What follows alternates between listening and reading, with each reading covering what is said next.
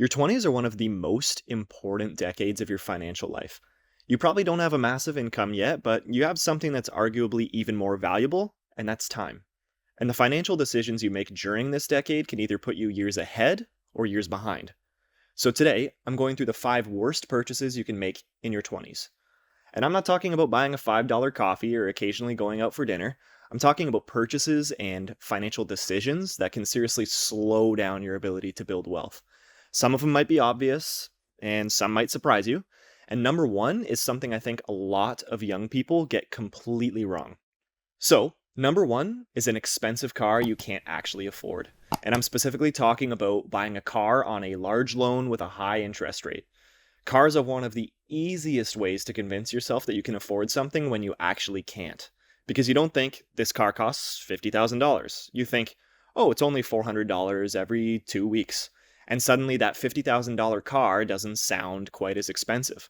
But you have to look at the entire picture: the purchase price, the interest, insurance, gas, maintenance, and repairs, which I've had a bad experience with, and the opportunity cost of all the money you're putting into something that is generally a depreciating asset most of the time, right? And if you're paying a high interest rate on top of all of that, it can get even worse. You could end up spending tens of thousands of dollars on a vehicle while simultaneously delaying your ability to invest and to build wealth. And I'm not saying you should drive a $2,000 beater forever, right? You need reliable transportation. I always say, especially if you have a family, you definitely need reliable transportation. And there's absolutely nothing wrong with buying a car you enjoy.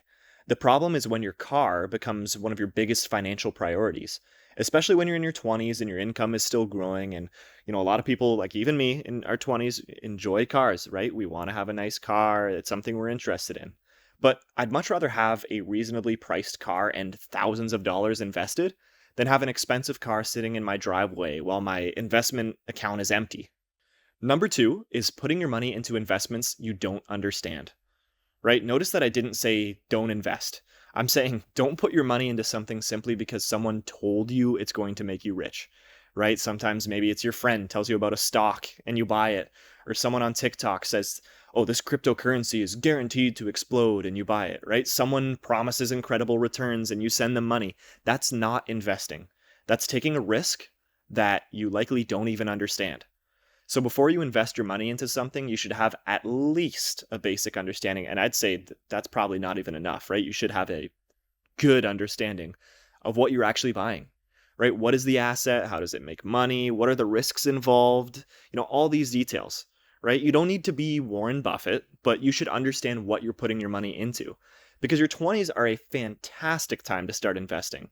But they're not a great time to lose your savings because you bought something you didn't understand, like I said, random cryptocurrency that the somebody on the internet you heard says is the next Bitcoin. So it's important to be careful. Number three is gambling. And I'm separating this from investing because they are fundamentally different things. Investing is putting capital into an asset with the expectation that it'll, generate returns over time.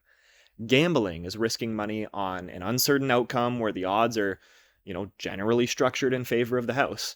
And gambling can be incredibly addictive. I've seen a lot of people around my age get, addicted to this, and it's a shame, honestly. Sports betting, casinos, lottery tickets, online gambling, whatever form it takes. And the problem isn't just the money you lose, it's what that money could have become, right? If you're 22 years old and you lose $5,000 gambling, you didn't just lose $5,000. You lost the future growth of that $5,000 that could potentially have generated over the next, several decades. And that's the opportunity cost. And I think that's what makes gambling particularly dangerous when you're young. You have so much time ahead of you. Do not turn that time into an excuse to throw your money away. Yes, you're going to make mistakes in your 20s. Yes, you're going to probably take risks and, have regrets, whatever it is, right? You're still young and learning, but do not do this and do not throw your money away. And you need to understand that if you are gambling, you're spending money on entertainment, and the odds, like I said, are not in your favor. So do not convince yourself that gambling is an investment strategy, because it is not. Number four is accommodation you can't afford. And this one is especially important because housing can become your largest monthly expense. Whether you're renting or buying, you don't want your housing costs to completely consume your income. When you're young, it's really tempting to get the nicest apartment or house that you can technically qualify for to impress your friends or even people you don't know. But there's a difference between I can afford this payment and I can comfortably afford this lifestyle. Just because a bank is willing to lend you money doesn't mean you should borrow the maximum amount they'll give you. And when you're buying a house, remember that the mortgage is not the only expense, right? A lot of people mistake that. There are property taxes, insurance, utilities, maintenance, repairs, whatever it is, right? And all the random things that come with owning a home. And I know this because after buying my own home, I realized how many little expenses you just don't think about until all of a sudden they're added to your responsibilities. So when you're deciding where to live, don't just ask, oh, can I make the monthly payment, right? Ask, will this still allow me to save and invest consistently? Because if your housing costs are so high that you still have nothing left over, every month, you're not building wealth, you're just funding your house. And number 5, and one of the biggest ones in my eyes, because again, I see a lot of people my age doing this, is buying designer clothes. And before everyone gets mad at me, I'm not saying you can never buy something nice. I like nice things too. Sometimes I'll buy the occasional nice thing. But the problem is when you're spending hundreds or even thousands of dollars on clothes simply because of the logo that's on it. $1,000 shirt does not keep you warmer than a $100 shirt, right? A $500 pair of shoes doesn't make you 5 times better dressed. And a designer logo like Gucci isn't going to increase your net worth. Right? This goes back to something I've talked about on this channel before, and it's I'd rather be rich than look rich. And I think that is especially important in your 20s, right? Because your 20s are a great time to build the foundation. If you spend all your money trying to look wealthy, you are probably making it harder to actually become wealthy. You don't need to impress people you don't know, right? That's such a big thing. People think, oh, like I want people walking by on the street to think, oh, that guy's rich. Who cares? You don't know these people. Right? And the people who do know you and actually care about you do not care if you're wearing a Gucci shirt, right? Maybe they'll say, oh, like that's a nice shirt. It's not going past that, right? They care about you for you, right? And again, you do not need to impress people that you don't know. That's an even bigger thing. And the people, again, who actually care about you, if you're wearing a $50 shirt or a $500 shirt, it makes no difference at all, right? I literally went and bought a shirt from Walmart a week or a week and a half ago. It does not matter. Buy things you genuinely enjoy, but don't let a logo become a financial goal, right? A financial goal should not be, oh, I want to own Gucci flip-flops. That is not a financial goal, right? You're just spending extra money for a brand name. Now, these 5 things might seem completely unrelated, right? An expensive car, investments you don't understand, gambling, an unaffordable home, designer clothes, but there's actually a common theme that connects all of them. And what that is that they can take money away from your future.